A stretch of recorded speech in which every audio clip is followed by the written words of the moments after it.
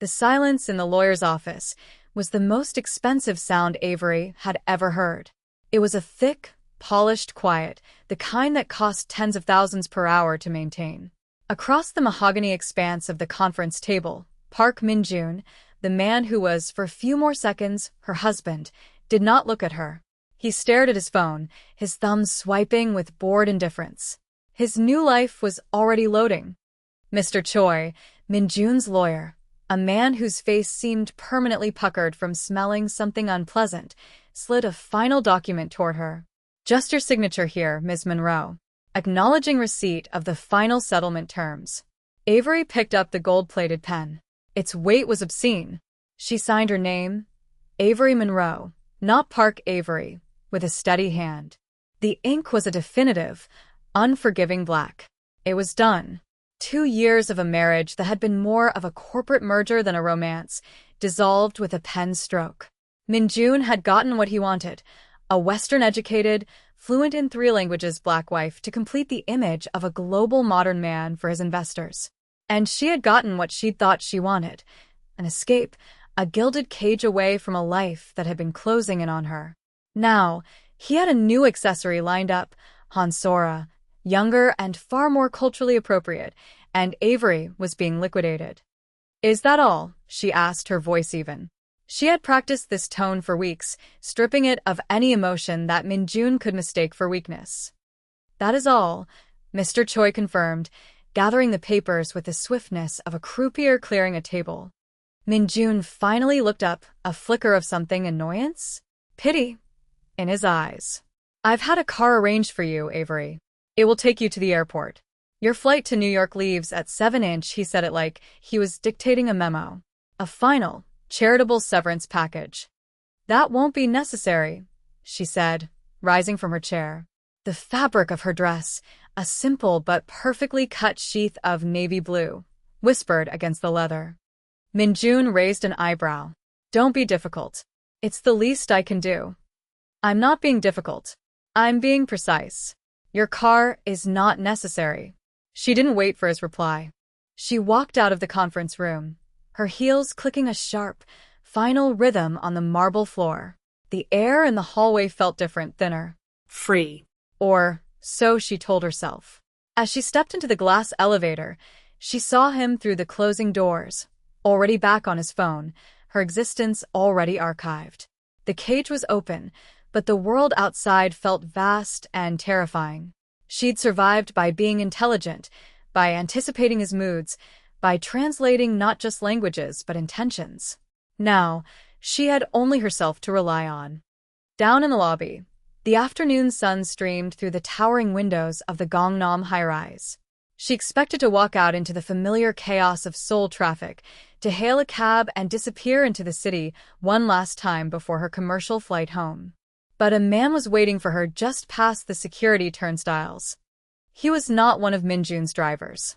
He was tall and broad-shouldered, dressed in a suit so dark it seemed to absorb the light around it. His posture was unnervingly still. He simply stood there, his presence a silent, immovable fact. As she approached, he gave a slight, almost imperceptible bow. "Ms. Monroe," he said. His voice was a low rumble. "The car is ready." Avery stopped. "There must be a mistake. I didn't arrange for a car." "It was arranged for you," he said, his gaze unwavering. He gestured toward the glass doors. Parked at the curb was not the usual black sedan Min-joon favored. It was a Rolls-Royce Phantom, its paint the color of a moonless night sky. It wasn't just a car, it was a statement of power so absolute it bordered on vulgar. "I'm afraid you have the wrong person," she insisted, her survival instincts kicking in. This was not part of the plan. This was an anomaly, and anomalies in Min-joon's world were never good. The man's expression didn't change. "You are Avery Monroe.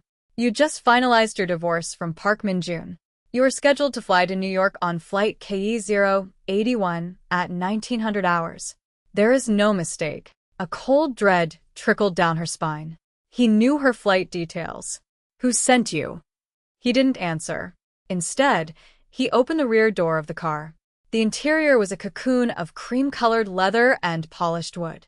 It smelled faintly of cedar and something else, something sharp and masculine.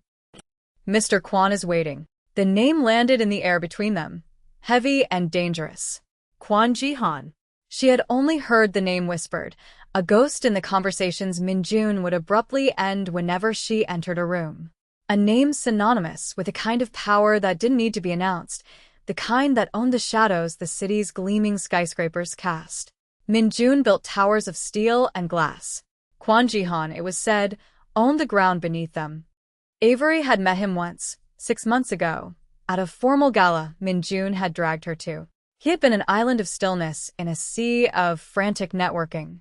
While other men postured and boasted, Kwon Ji-han had simply watched, his eyes missing nothing. He wore a perfectly tailored suit, the kind that costs more than a car, but it was his hands she remembered. They were resting on the back of a chair, long-fingered and elegant, but with a tension in them that suggested they were capable of unimaginable things. He had looked at her, his gaze cutting through the crowd, through Min-jun's proprietary arm around her waist. It was only for a second, but it had felt like an eternity. A silent assessment. A claim. Now, his name was an order. Her mind raced. To refuse was to create a scene. To accept was to step into a world she had only glimpsed from the safety of her gilded cage. But the cage was gone, and the man who had built it had discarded her. She looked at the open door of the Rolls-Royce. Then she looked back up at the tower where her old life had just been signed away. She had a choice. A flight back to a life she no longer recognized, or a ride into an unknown darkness. She told herself it was survival instinct. It was a lie. It was curiosity. It was the memory of his eyes. Avery slid into the plush leather seat. The door closed with a solid, definitive thud, sealing her in. The world outside went silent. This was a different kind of quiet than the one in the lawyer's office. That one had been empty. This one was full of weight. The car didn't take her to Incheon International Airport. It drove to a private airfield on the edge of the city, pulling to a stop beside a sleek, black Gulfstream jet. The engine was already whining, a low hum of readiness. Kwon Ji-han's man opened her door and escorted her up the stairs. The jet's interior was as understated and luxurious as the car. There was only one other person on board. Kwon Ji-han sat in a large leather seat, a tablet resting in his lap. He didn't look up as she entered.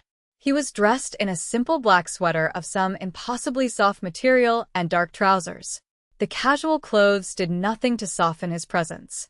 If anything, they made him seem more dangerous, stripped of the armor of a suit. A scar, thin and white, traced a line along his jaw, a detail she had noticed at the gala. "Have a seat, Avery," he said, his voice a low baritone that seemed to vibrate in the cabin's still air. He finally looked up, and his eyes were just as she remembered, dark, intelligent, and utterly unreadable. She sat in the seat opposite him. The silence stretched, thick with unspoken questions. He said her name differently than anyone else had. Not the clipped, formal tone of Min-jun's world, nor the casual warmth of the few friends she'd made. He said it as if it were a word he already owned. "You are not going to New York," he stated. It wasn't a question. "Where am I going?" "With me," he set the tablet aside. Park Min-jun believes he has won. He has his freedom, his new woman, and he has paid a paltry sum to discard a wife who became an inconvenience. Avery's jaw tightened. He summarized the last 2 years of her life with surgical precision.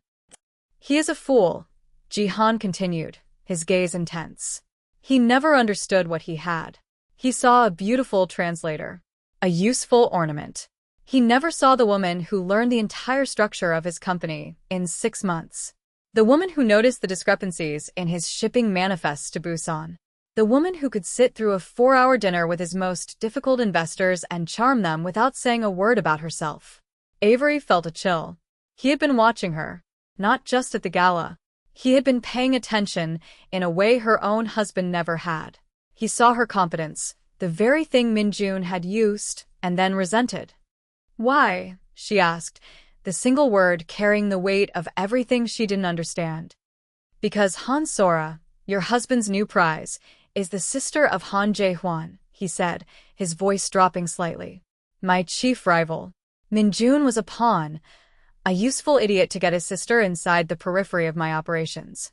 Your divorce was not a matter of his boredom. It was a strategic move by my enemies. The world tilted on its axis. Her failed marriage, the private humiliation, the quiet heartbreak, it was all just a piece on a board game she never even knew she was playing. And me, she whispered. What am I in this game? Kwon Ji-han leaned forward slightly. The scent of oud and smoke, clean and sharp, reached her. You are the piece he discarded, thinking it was worthless. He has no idea that I was the one who picked it up, he paused, letting the words sink in. He thinks you are my weakness. A loose end. He will soon learn that a woman with nothing left to lose is the most dangerous weapon of all. The jet began to move, taxiing down the runway.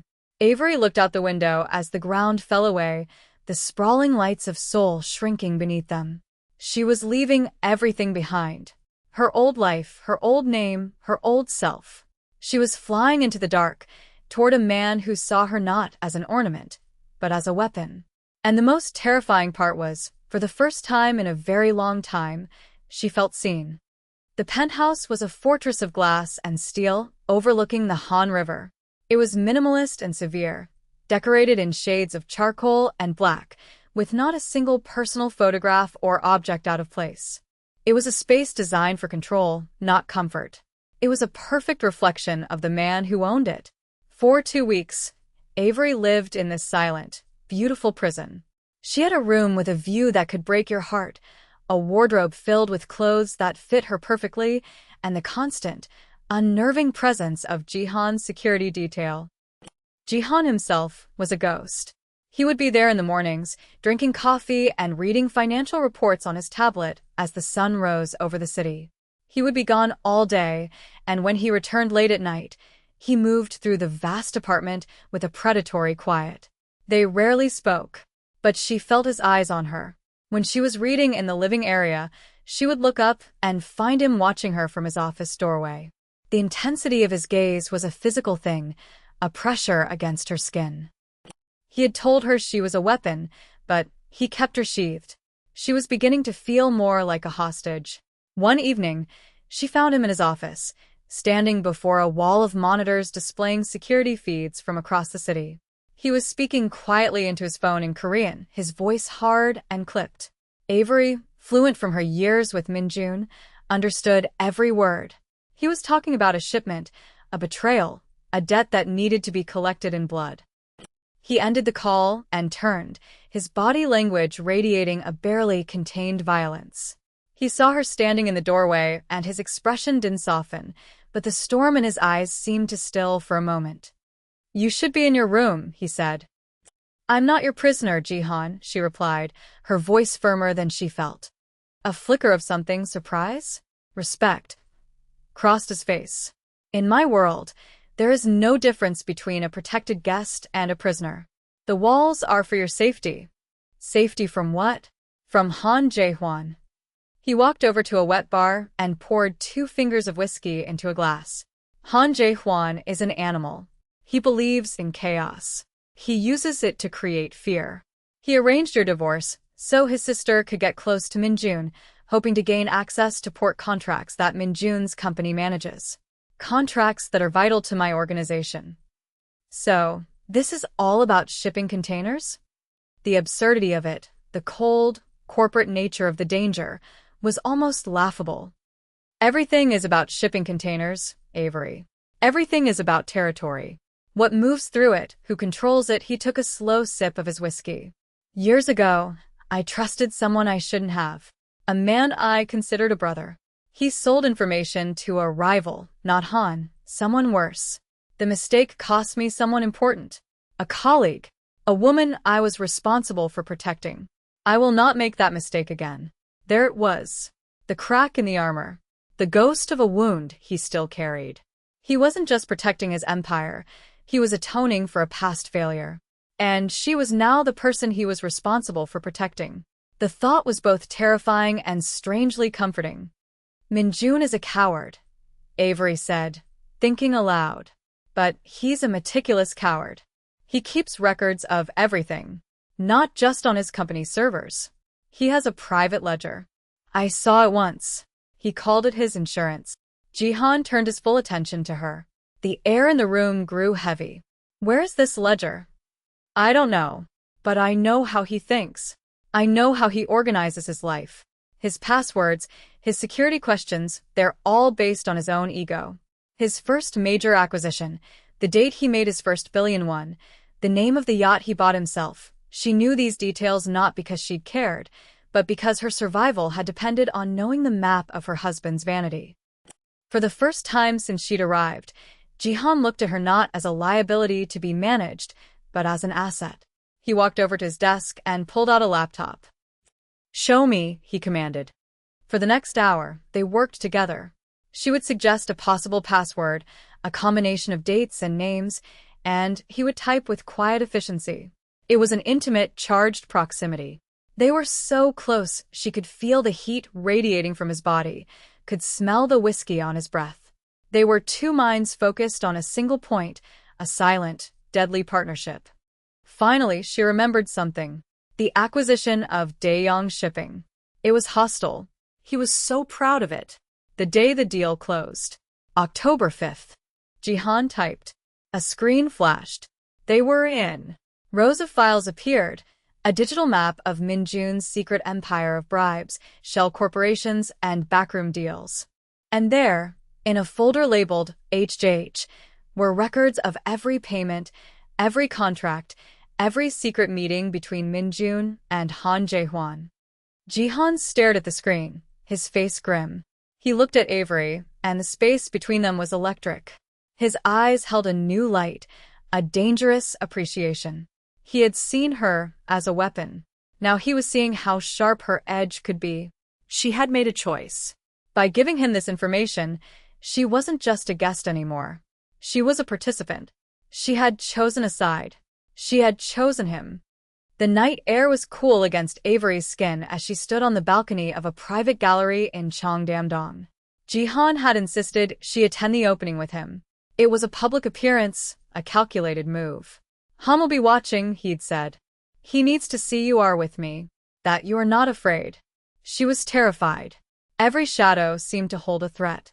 But she held her head high, a glass of champagne in her hand, the picture of calm elegance in a backless black gown he had chosen for her.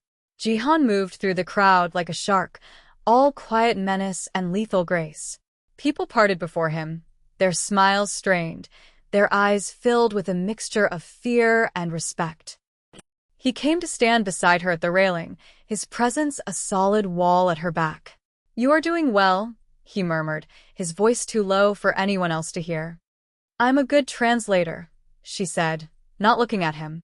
I'm used to playing a role. This is not a role, Avery. Before she could answer, a commotion erupted near the entrance. Shouts, the sound of breaking glass. The crowd screamed and scattered.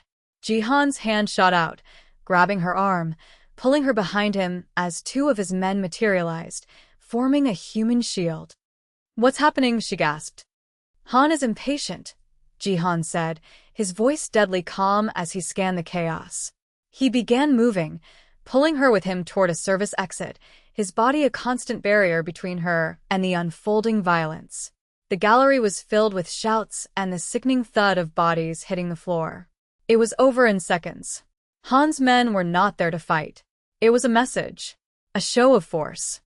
Jihan's men hustled them into the back of an armored car.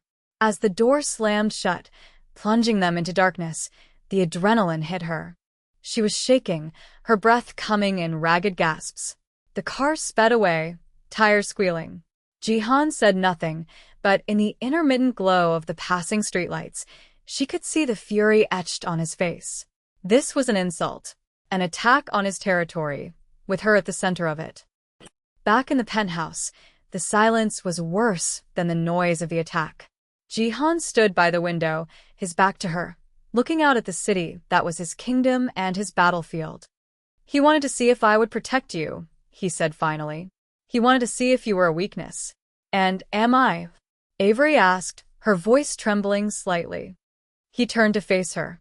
He thinks so. And he will use that belief against me. He walked toward her, stopping just inches away. He will come for you. Not to kill you. To take you. To prove he can take what is mine. The possessiveness in his voice should have scared her. Instead, a strange, defiant anger rose within her. She was not a possession. She was not a pawn to be captured. She had spent 2 years as a beautiful object in a rich man's house. She would not be one again. Then let's use that, she said, her voice gaining strength. Let's use his arrogance against him. And Minjun's cowardice. A plan began to form in her mind, born of desperation and a burning desire to reclaim her own agency. She knew Minjun. She knew his greed and his fear. Minjun thinks he's free of me, but he's terrified of you, she said, her thoughts racing. And he's terrified of Han Jaehwan discovering he's nothing but a disposable tool. We can use that. We can make him believe Han is going to discard him. She started pacing, the silk of her gown whispering against the marble floor. I'll plant a seed of doubt. I'll use my knowledge of his secret accounts, his offshore holdings. I'll create a false trail, something that makes it look like Han is setting him up to take the fall for everything. Jihan watched her, his expression unreadable but his eyes sharp with focus. He was listening. I can make Minjun panic, she continued, her voice low and intense. And a panicked man makes mistakes. He'll run to the only person he thinks can protect him. You. This was it. The line she had been approaching was now at her feet. To do this was to actively participate in his world. To use her intelligence not for translation or charm, but for deception and manipulation. It was a morally gray, dangerous path from which there was no return. She would not be a victim waiting to be rescued. She would be the architect of the trap. This is a dangerous game to play, Jihan said, his voice a low warning. She stopped in front of him, meeting his gaze without flinching. I was married to Park Minjun. My entire life was a dangerous game. The only difference is, now I know the rules. A long moment passed between them. The tension was a living thing, a palpable force. He was assessing her, weighing her. He saw the fire in her eyes, the steel in her spine. He saw the woman he had first glimpsed months ago. You have a darkness in you I did not expect, Avery Monroe, he said softly. It was not an accusation. It was a confession. She lifted her chin. You put it there, she replied, the words both a truth and a challenge. He reached out, his fingers gently brushing a stray curl from her face. The touch was electric, a spark in the suffocating tension. It was the first time he had touched her with anything resembling tenderness. It was fleeting, almost deniable, but it was there. A silent acknowledgement. A pact. Han wants to make you a target, he murmured, his thumb grazing her cheekbone. We will make you the bait. The call came 3 days later. It was Minjun, his voice tight with a panic he was failing to conceal. Avery, we need to talk. There's nothing left to say, Minjun, she replied, her voice perfectly cool. Jihan stood across the room, listening on a secure line, his face a mask of stone. It's about the accounts. The ones in Cayman. There are inquiries being made. Things are moving that I didn't authorize. That sounds like your problem, Avery said, injecting a note of boredom into her tone. Inside, her heart was hammering. The false trail she'd laid, with the help of Jihan's formidable tech team, was working. They think it's me, he hissed into the phone. Han's people. They think I'm skimming. They're going to kill me. Avery. He'll kill me. And why should I care? Because you know Kwon Jihan. The name came out as a desperate, wretched plea. They see you with him. Everyone sees you with him. They think you're telling him things. You have to help me. Tell him I'm loyal. Tell him Han is the one moving the money, setting me up. You want me to ask the most dangerous man in Seoul to protect the man who threw me away like garbage? She asked, letting the silence hang. I'll pay you, he begged. Whatever you want. Just arrange a meeting. A neutral place. Just me and him. I can give him everything on Han. Every deal, every contact. Please, Avery. She looked at Jihan. He gave a single, almost imperceptible nod. "There's an abandoned warehouse complex by the docks in Incheon," she said, reciting the location Jihan had chosen. "12. "Tomorrow. Midnight. Come alone." If I see a single one of Han's men, the deal is off, and you're on your own." She hung up without waiting for a reply. The trap was set. The following night, the air by the docks was thick with the smell of salt and decay. Avery sat beside Jihan in the back of his car, parked in the shadows 100 yards from the warehouse. Monitors glowed, showing them a dozen different camera angles from inside and around the building. His men, ghosts in black tactical gear, were already in position. "You don't have to be here," Jihan said, his eyes fixed on the monitors. "Yes, I do," she replied. "I started this. I'm seeing it through." Minjun's car appeared, a lone set of headlights cutting through the gloom. He got out, looking small and pathetic under the harsh sodium lights. He walked hesitantly toward the warehouse door. A moment later, 2 more cars arrived, blocking the only road out. Han Jae-hwan stepped out, flanked by a dozen of his soldiers. "He was followed," Jihan stated, his voice devoid of surprise. "Or, he was bait all along." "It doesn't matter," Avery said, her gaze locked on the screen showing Minjun's terrified face. "He served his purpose. He brought Han here." On the screen, Han's men grabbed Minjun. Han himself approached him, a cruel smile on his face. He said something, and Minjun began to babble, pointing frantically toward the warehouse. He was trying to sell out Jihan to save his own skin. The cowardice she knew so well was playing out exactly as she'd predicted. "Now," Jihan said quietly into his comms. The night exploded. Jihan's men moved from the shadows with surgical precision. The chaos was swift and brutal. It wasn't a battle, it was an execution. Through the tinny audio from the cameras, Avery could hear the controlled, terrifying sounds of the assault. Her eyes were fixed on one monitor, the one showing Minjun. In the confusion, he tried to run. He scrambled away from the fight, a rat fleeing a sinking ship. But he ran directly into the path of a firefight between one of Han's men and one of Jihan's. He went down. A stray casualty in a war he had helped start but never understood. A cost paid. It was over in minutes. Han Jae-hwan was captured, his organization decapitated. The silence that followed was heavier than the noise that came before it. Jihan turned to her in the darkness of the car. The glow from the monitors cast his face in shades of blue and gray. He looked at her not with triumph, but with a deep, unsettling intensity. "It's done," he said. Avery nodded, her throat too tight to speak. She had watched her ex-husband die on a grainy screen. She felt no grief. She felt no satisfaction. She felt a profound and chilling emptiness. The last tie to her old life was severed. They drove back to the city in silence. Back in the penthouse, she walked out onto the balcony. The city lights spread out below her like a carpet of fallen stars. She had stepped into this world thinking she could survive it. But survival wasn't enough. She had become a part of it.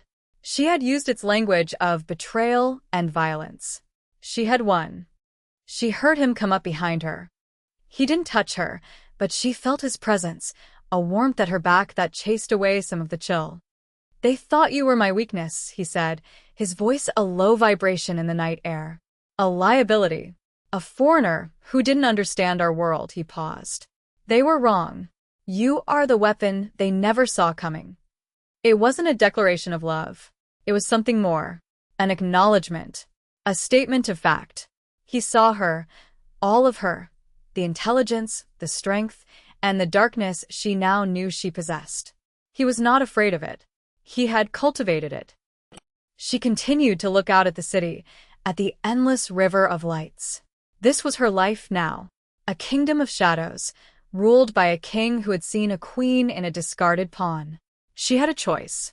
She could still leave. Jihan would let her go. He would give her a new life, a new identity, anywhere in the world. She could walk away from the violence, the fear, the man standing behind her. But she knew she wouldn't. To leave would be to run from the person she had become. Avery felt his hand cover hers where it rested on the cold steel of the railing. His touch was firm, possessive, a silent claim. She did not pull away. She leaned back slightly, her body just brushing against his, a quiet answer. The choice was made. In the heart of the soul underworld, under the indifferent stars, she was finally home.